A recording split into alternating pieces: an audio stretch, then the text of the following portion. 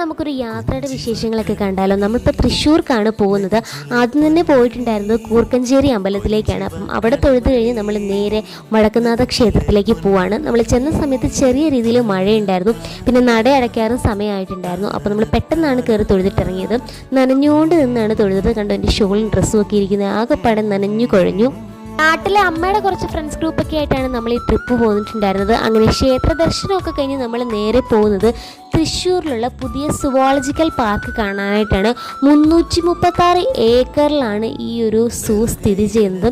സംഭവം ഒരുപാട് കാണാനായിട്ടുണ്ട്. 1 മണിക്കൂർ 2 മണിക്കൂർ ഒന്നും തികയില്ല ഇത് കണ്ടു തീർക്കാനായിട്ട്. സൂവിൻ്റെ വിശേഷങ്ങൾ നമുക്ക് വേറൊരു വീഡിയോ ആയിട്ട് തന്നെ പോസ്റ്റ് ചെയ്യും. അവിടെ നിന്ന് നമ്മൾ നേരെ പോന്നിട്ടുണ്ടായിരുന്ന ആതിരപ്പള്ളി വെള്ളച്ചാട്ടം കാണാനായിട്ടിരുന്നു. ഇത് പെട്ടെന്നൊരു പ്ലാൻ ആയിരുന്നു. ആക്ച്വലി നമ്മൾ വേറെ ഒരു ഏരിയയാണ് കവർ ചെയ്യാനായിട്ടിരുന്നത്. പക്ഷേ സമയമില്ലാത്തതുകൊണ്ട് നമ്മൾ വെള്ളച്ചാട്ടം കാണാനാണ് പോകുന്നത്.